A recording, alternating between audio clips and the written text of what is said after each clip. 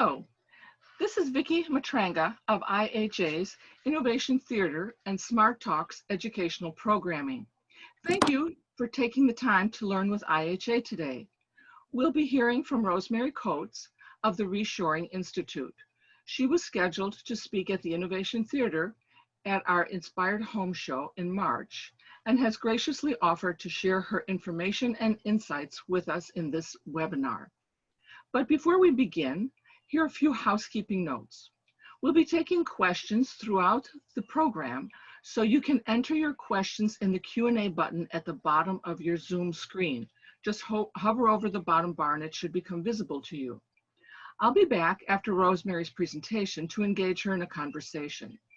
This program is being recorded and will remain on our website, theinspiredhomeshow.com.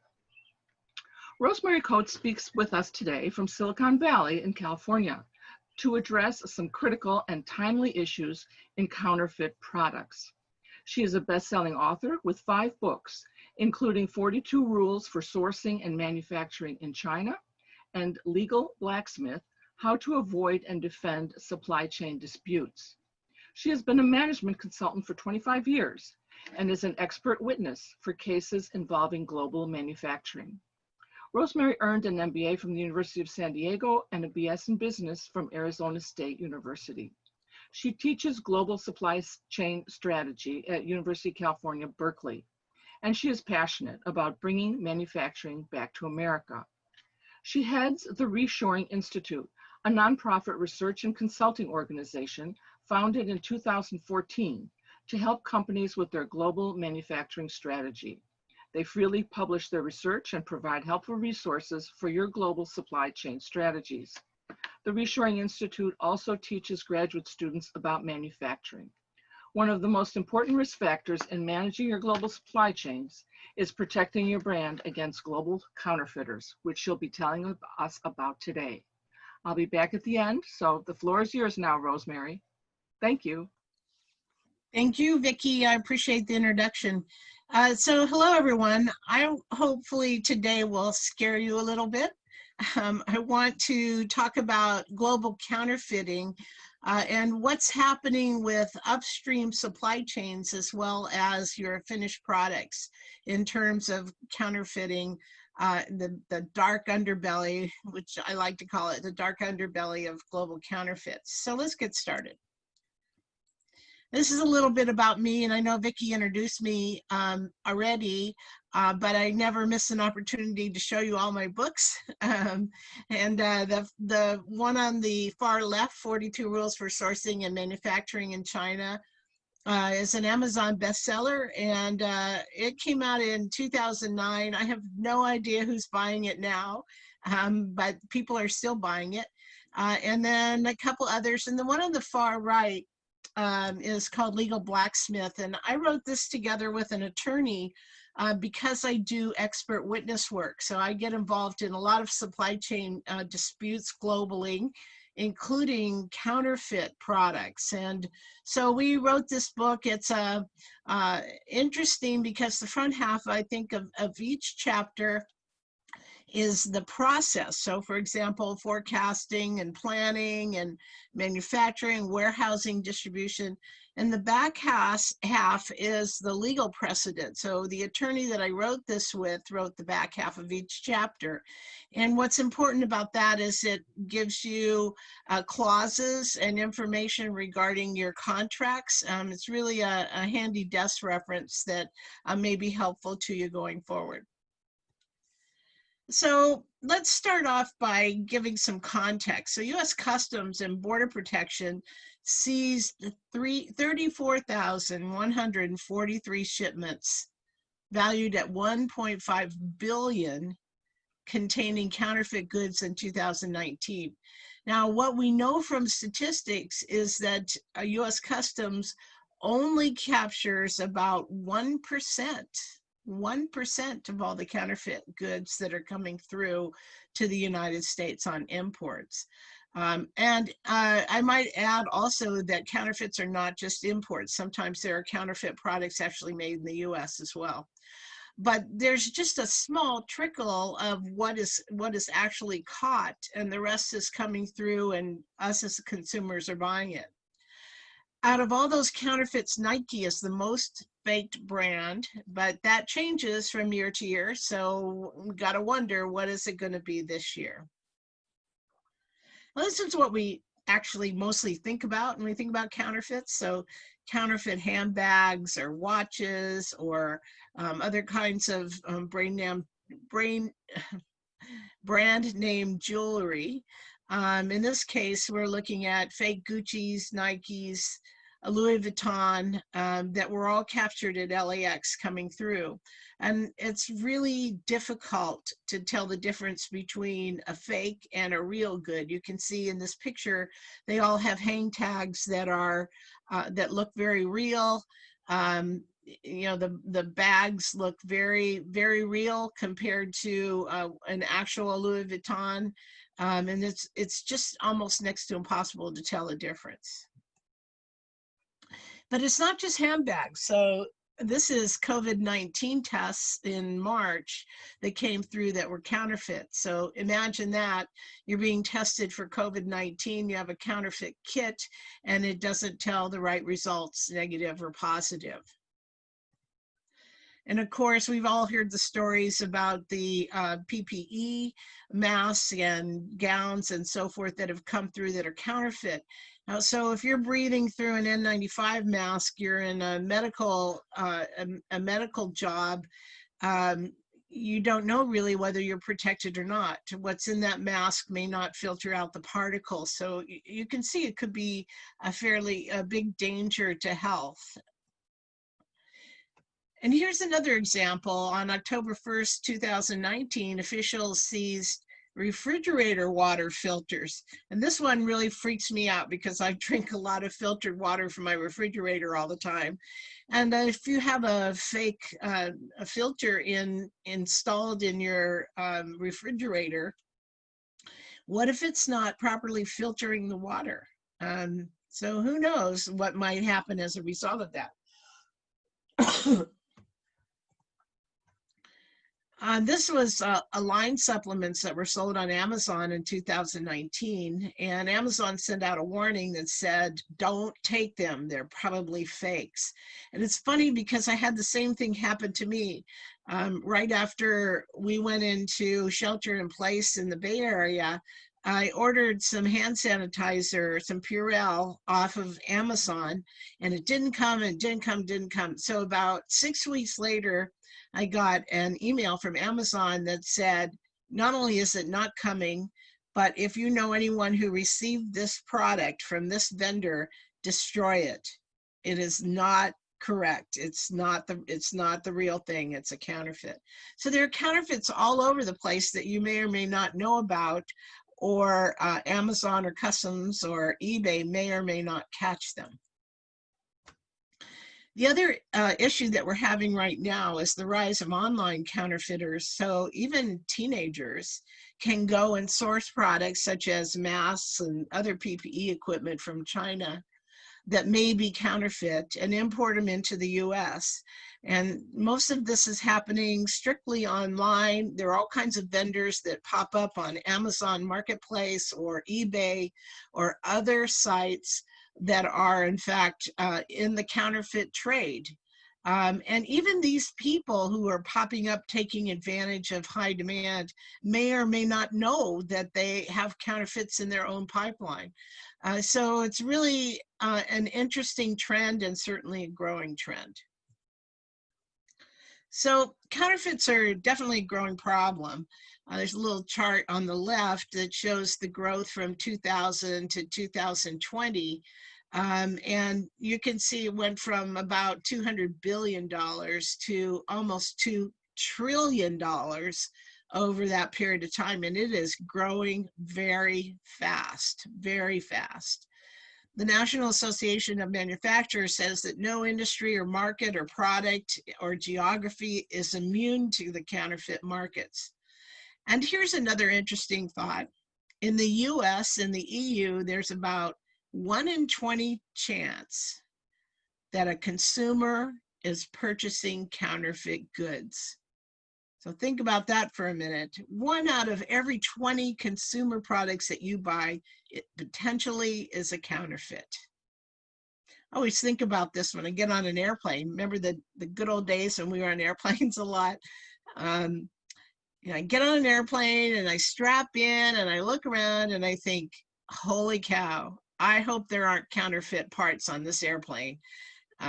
Counterfeit parts in the engine or some other electrical system that might be a counterfeit that we don't know about, and the operation of the airplane is going to be affected. So, it's an unfortunate part about knowing some of these things in the world is that you think about it all the time. Or in your automobile, what if there's a counterfeit part in your automobile and causes an accident as a result? This is interesting. The Wall Street Journal in 2019 reported on a GAO investigation where the GAO bought, the General Accounting Office, that's the federal government, bought brand name consumer goods such as shoes and travel mugs, cosmetics, all kinds of things from third-party sellers on websites such as Amazon and eBay. And get this, more than 40% of the goods that were purchased turned out to be counterfeit. So, hopefully that will make you a little nervous about what you bought and make sure that you're checking it for validity. So what products are most frequently counterfeited? And here's a list. Aircraft parts at the top of the list, which is scary. Auto parts, clothing, cosmetics, electronics, footwear, food and drink, housewares, which is relevant to us today, jewelry, leather products. And this list changes up and down depending on what year it is and what the value of the parts are. So it could be anything. It's not just those Louis Vuitton handbags that we saw in the earlier slide, but it could be any product that might be counterfeited. And so they pose a direct threat to consumers, to our health and safety. If they're medical products, obviously, it's a direct threat to the safety of those workers in hospitals and other medical areas where they're using that equipment. And you and I, who have purchased perhaps some face masks for wearing during the pandemic. So where do most counterfeits come from? Well, China's the top offender, and usually the quoted amount is they're responsible for about 80% of counterfeits around the world. But that, of course, is because most of the manufacturing is in China.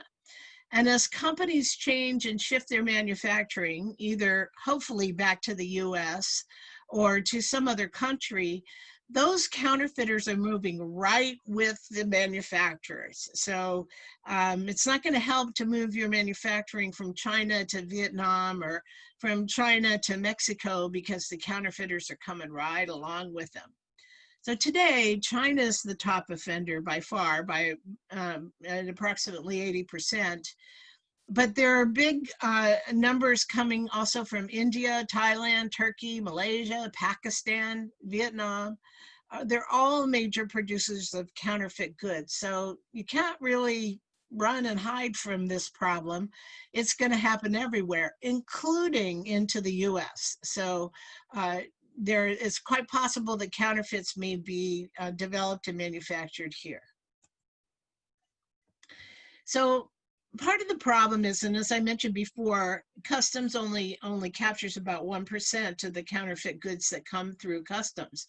And partly that's because only 3 to 5% of all shipments coming to the US are selected for physical examination. So customs only takes a sample of what comes into the United States. They don't open every box or look at every specific shipment or evaluate every individual importer. They take a statistical sample and look at the cargo from there, and that's where they capture about 1%. The other issue is there is a de minimis or a minimal amount value of a product that is never examined by customs. And with the growth of e-commerce around the world, customs has a de minimis amount of $800 in place. So if you have a shipment coming in that's, say, something personal you bought, maybe a costume for Halloween, something like that, it's less than $800 in value, it just goes right through. It has a special clearance process, clears on a manifest, it never gets examined, and the customs import process is very fast and very simple. So an awful lot of stuff that's coming into the United States never gets any attention by US Customs, and then the larger valued shipments are only getting 3 to 5% attention. So how do companies actually discover that they have counterfeits in their pipeline? If you work for a company that has a consumer product, how are you going to figure out whether you're getting a counterfeit part or not, or a counterfeit product? Well, a lot of companies, and there are some specific companies that keep a database of downstream partners and product sales that may be involved in the counterfeit market. The other way to look, if you suspect there are counterfeits in your supply chain, you may launch a private investigation to determine if that's true. You can also control your resellers and your retailers through policies and agreements. And a lot of companies will also send out private investigators to look at what's being sold in stores to determine if there are counterfeiters there.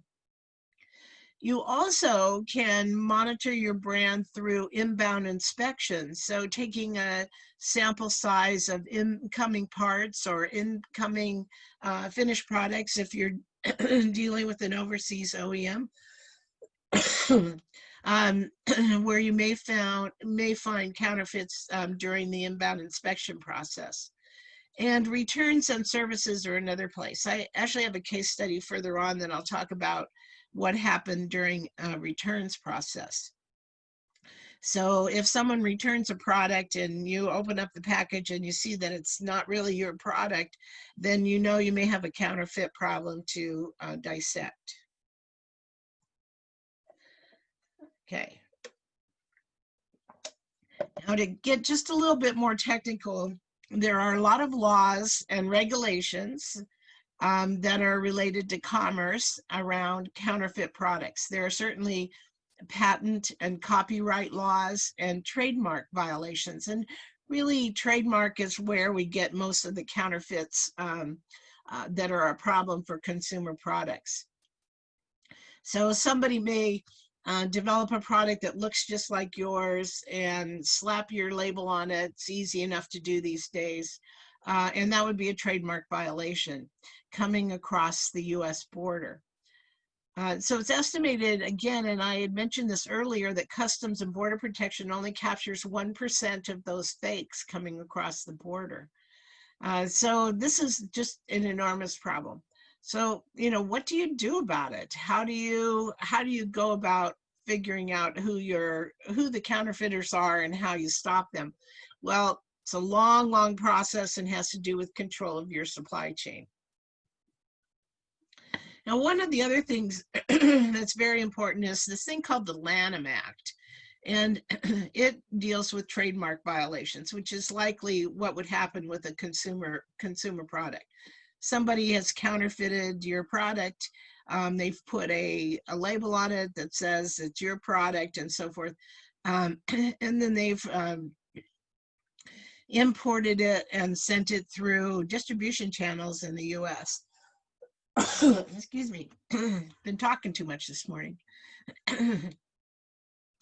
So the Lanham Act applies to those trademark violations. And what it says is, this is really important, because what the Lanham Act says, that anybody who touches or is involved with the sale of that product is liable under the Lanham Act for violating trademarks.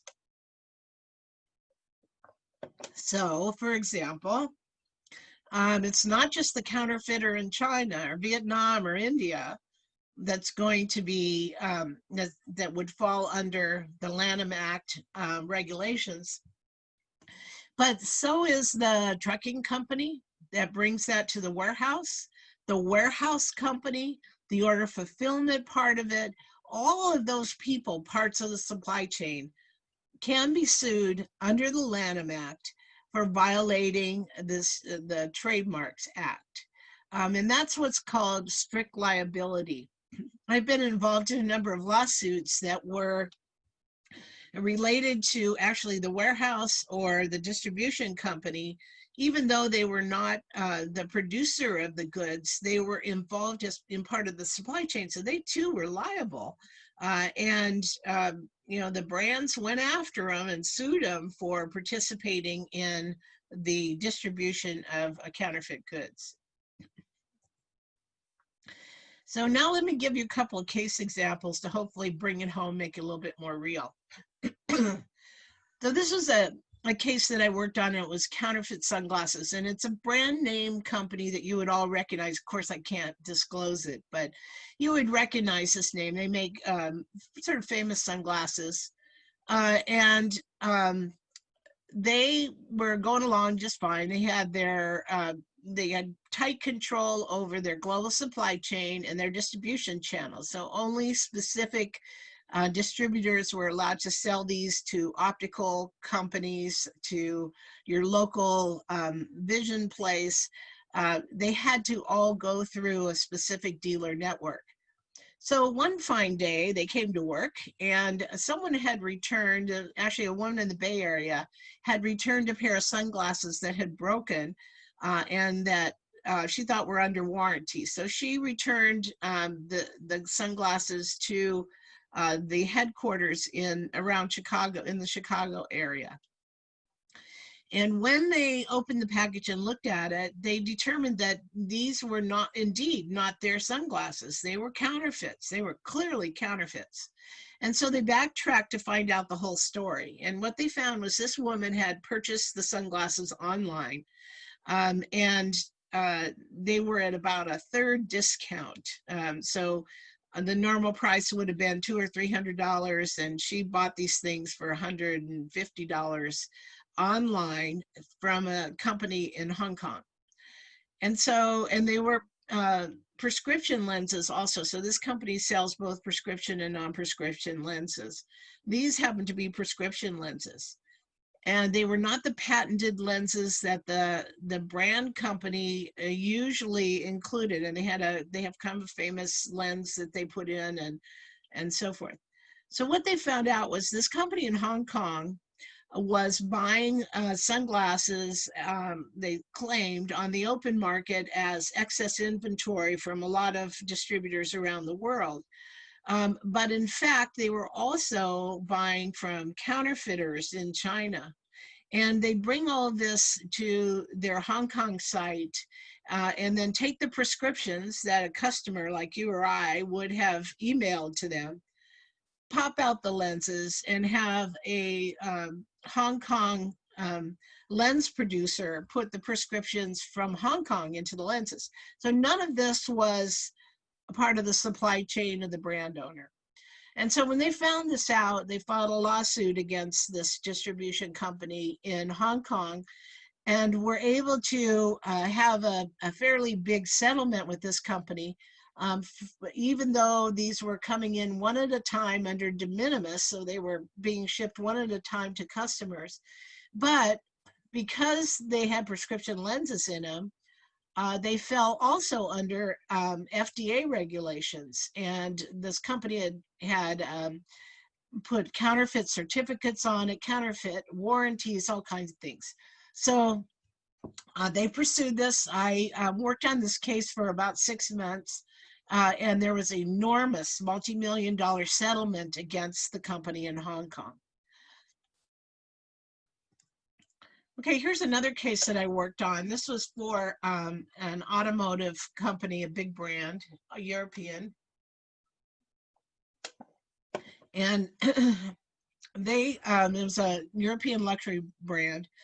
And they found a counterfeiter who was selling accessories on eBay. So they weren't actually automotive parts, but more things like hubcap covers, little emblems that they could put on the car in different places and so forth.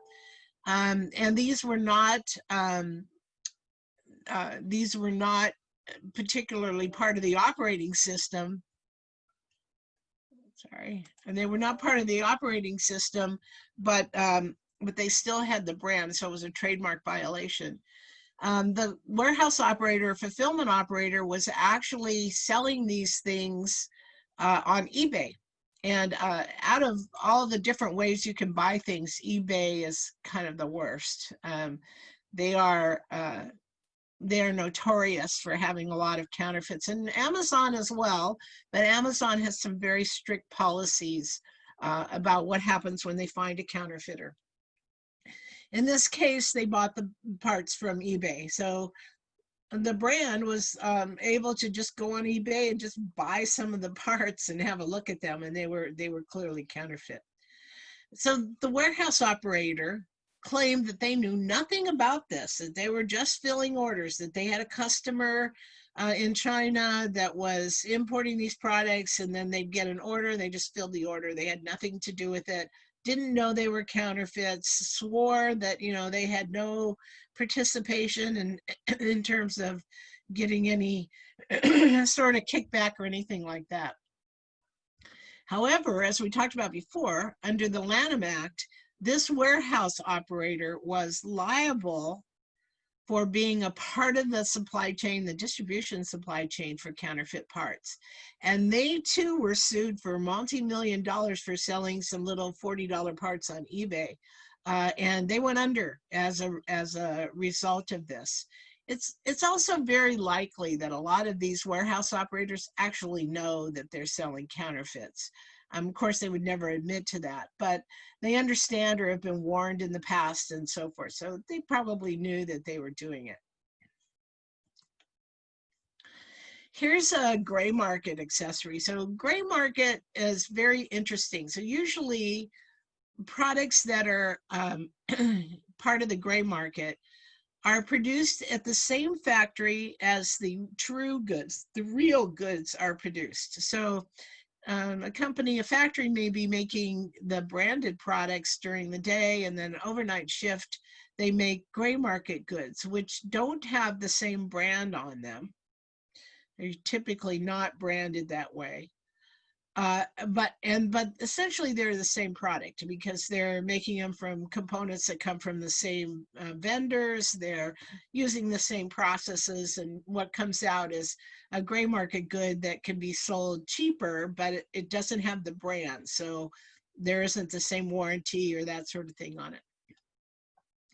So in this case, this was a U.S. federal case against a company in the Bay Area who was bringing in these gray market goods at about half the price of what the brand would charge. And then when they got them to the warehouse in the Bay Area, they put the brand label back on them. So they were labeling these things Samsung or HP or Acer, even though they didn't have the rights to do that. So they duplicated the label. And these days, the technology is there where it's pretty easy to print labels that are counterfeit.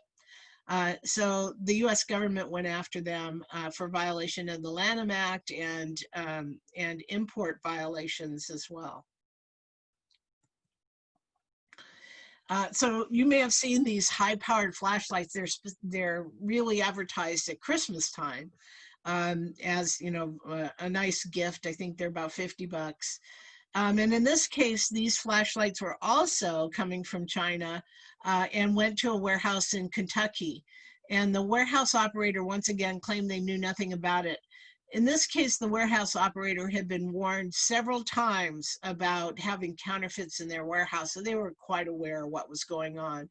And once again, they were sued and had to pay a few $1 million in fines because they violated the Lanham Act. And even though they were not the producers of the counterfeit goods, they were helping to facilitate filling orders and were part of the supply chain, so they too had liability. So bottom line is, how do you control counterfeiting? I mean, hopefully I've scared you enough to know that it's likely you have counterfeits in your supply chain, or some of your products may be mixed in with counterfeits. So really the only way to control counterfeiting is to maintain control over your worldwide supply chain. And by that I mean you have to closely monitor and verify every supplier, distributor, subcontractor. You should have clauses in your contracts that are anti-counterfeit clauses, and make sure that your distribution channel is very carefully controlled. So, so that you know, like the sunglass maker that we talked about a little bit ago, you know that if there's something being distributed outside of your channel, it probably is not your goods. It's probably a violation. In the meantime, you should also visit your supplier sites to make sure they're not producing your goods after hours or on the weekend or one weekend a month. Or, you know, I've seen all kinds of things in China. I spent many years helping suppliers and manufacturers in China, and there are all kinds of tricks that they play and schedules that they fiddle with in order to produce goods off the record. Because it's a way that they can make more money distributing products this way. So you must visit your supplier sites and continuously monitor them. I always suggest that you do surprise audits. So if you let your vendor know 3 weeks in advance that you're going to show up, what do you think they're going to do? They're going to clean up their act and hide everything they can and make sure it looks great that they're producing your product. And so what I typically advise my clients to do is also perform some surprise audits. So maybe you're going to China for a week or going to India for 2 weeks.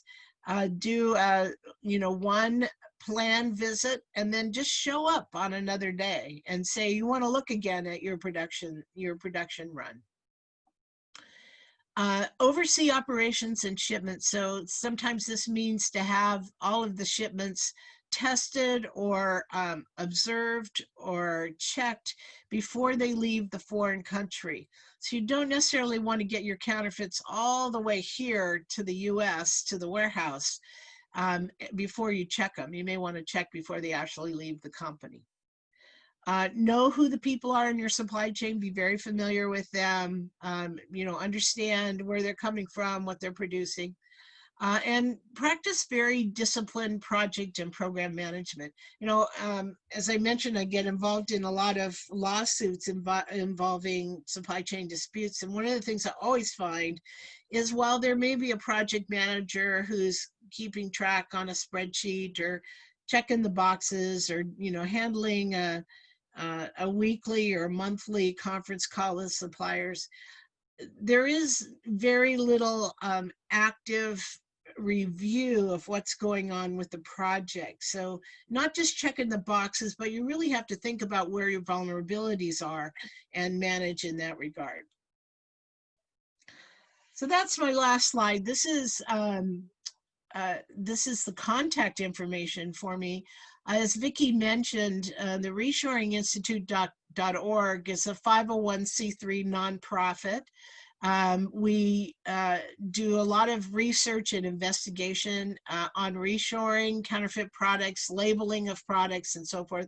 We publish all of that information on our website.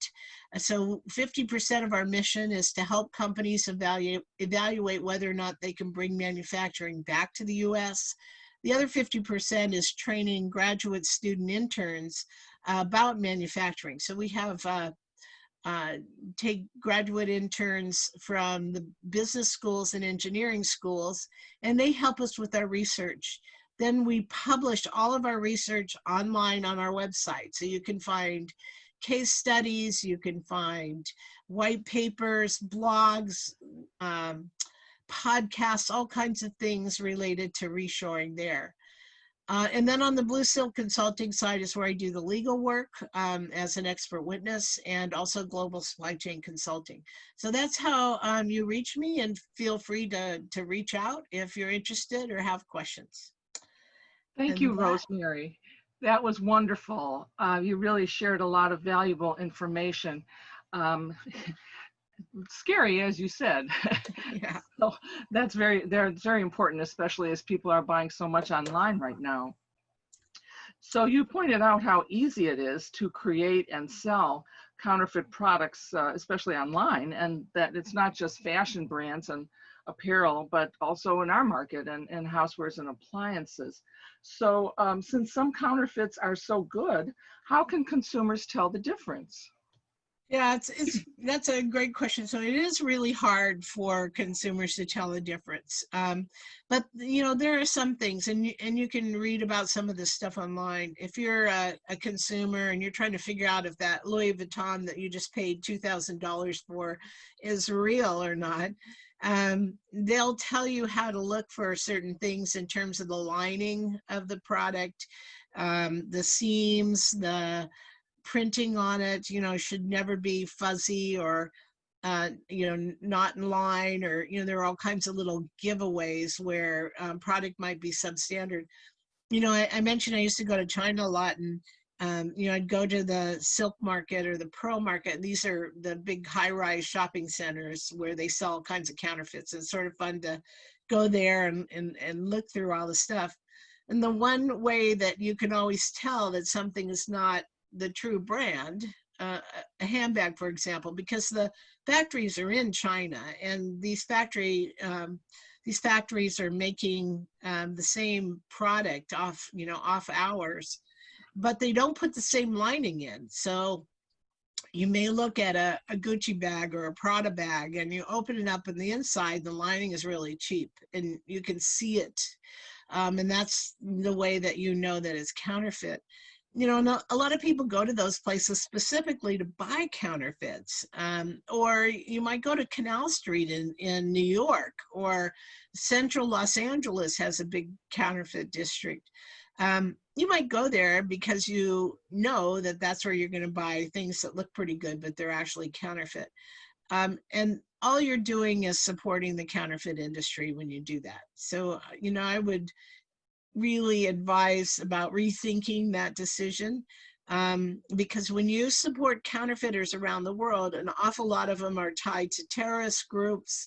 They might be ISIS or Al Qaeda, where they're raising money through the sale of counterfeits around the world for weapons and for funding their operations. So, you know, be aware and be knowledgeable about what you're doing, and look for brands. And then, you know, check, if you have a Louis Vuitton handbag, for example, you can check online, and they'll tell you how to determine whether or not the item is counterfeited. One other thing I would mention too is there are a number of companies now that are offering other ways of determining counterfeit goods, and that's by putting, say, for example, a chip in a laptop computer or in an expensive handbag that will identify the product by serial number. And that's really important too. So, you know, there's a lot of advanced technologies. There's inking technologies, there's tags, there's serialization. There's a lot of ways that companies are trying to address this issue. Well, thanks. Those are some good tips for buyer beware before purchasing, and what to do after purchasing for and the additional warning about this business being a source of income for unsavory practitioners. You mentioned some terms that might be a little confusing for some folks. So could you identify the difference between generic and gray market goods? Sure. So as I described before, gray market goods are typically products that are made at the same manufacturing facility with the same parts or the same materials that the real branded parts are being made. And this is common practice in China in particular, where a factory may make a regular brand product on a regular schedule, and then, you know, once a month they have an overnight schedule where they run products that are ultimately not branded, or generic, or are, you know, have different lining or that kind of thing. So those things, while they're counterfeits, they're also considered gray market goods, where they don't have the same branding on it, but, you know, they're really pretty much the same product.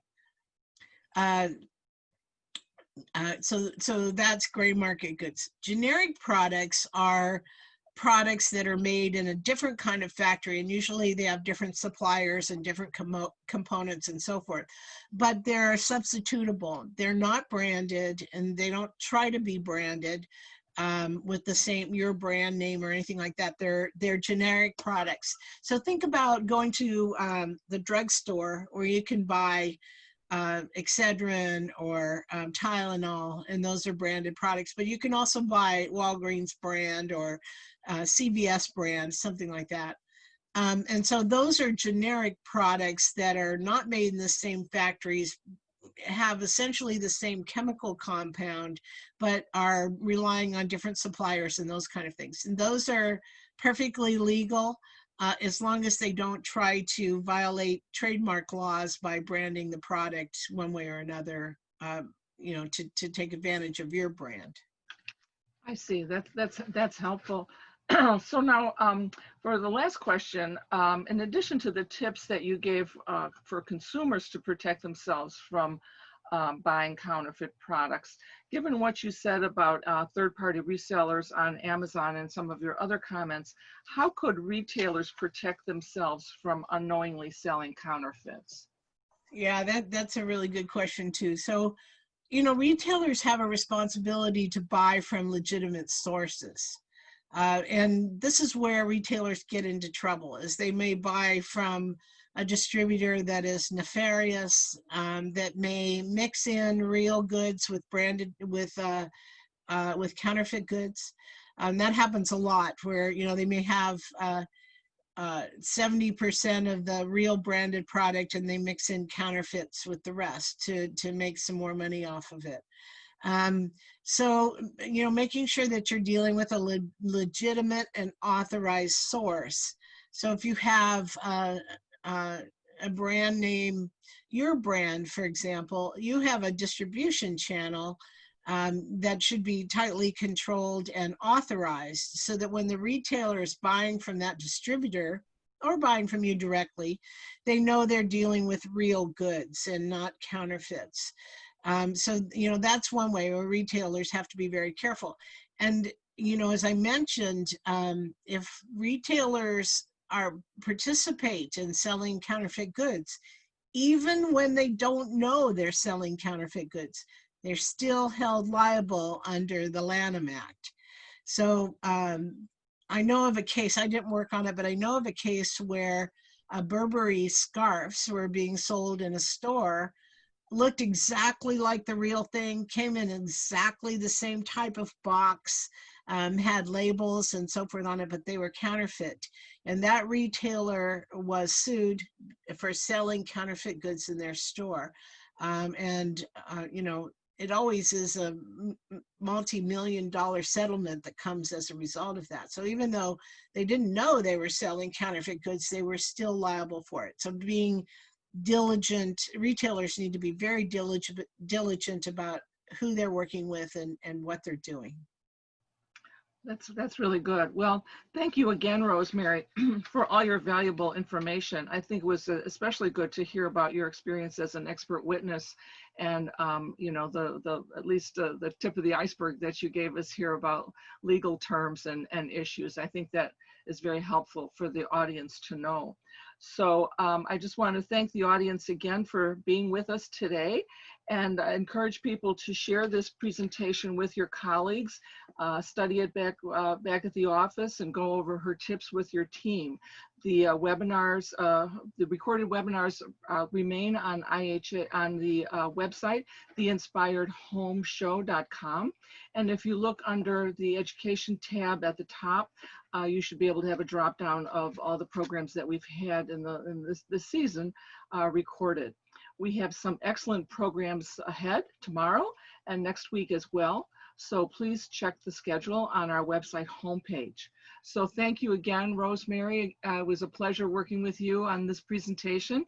And this is Vicki Matranga saying thank you for joining IHA today, and hope to see you back here tomorrow at noon. Thank you and have a great day. Thank you. Bye-bye.